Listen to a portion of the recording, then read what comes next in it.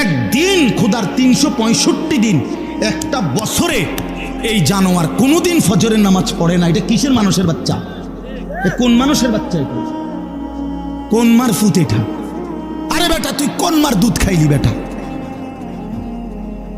কোন মার দুধ খাইলি? জীবনে শিখলি কি, জানলি কি ভাইয়া? আস্তাগফিরুল্লাহ, আস্তাগফিরুল্লাহ। হায় হায়, 30 বছর মুসলমান সুদ খায়, 30 বছর মিথ্যা বলে, প্রতিদিন মুসলমান ওজনে কম দেয়। ওমা কি তো, এটা কি মুসলমান?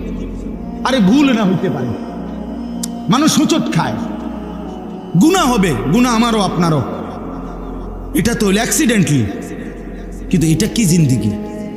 প্রতিদিন আমার ঘরে 20 বছর ধরে প্রত্যেক দিন রঙিন টেলিভিশন চলে, নাচ গান চলে, আমার বউ বাচ্চা জিফুত নাতি নাতনি নর্তকীর ছবি, নাচ গান, নাটক, সিনেমা দেখে।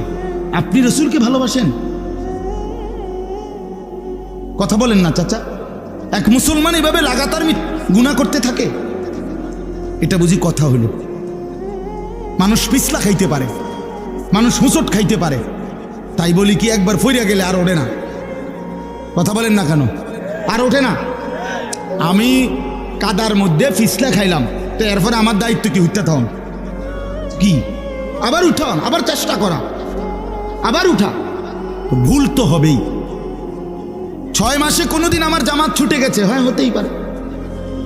3 মাসে কোনোদিন আমি ফজরের নামাজে উঠতে দেরি হয়েছে, হ্যাঁ হতেই পারে। কিন্তু এই কারণে কি লাগাতার? এটা কি জিন্দিগি ভাই? এ কেমন রসুলকে চিনল? এজন্য দুনিয়ার সব মানুষ শুধু দুনিয়াকে কদর করলো। আমাদেরকে আল্লাহ আলাদাভাবে একজন রসুল দিলেন, আমরা যদি তাকে কদর করতে না পারলাম, তো দুনিয়ার বাকি মানুষের সাথে আমাদের তফাৎ কি?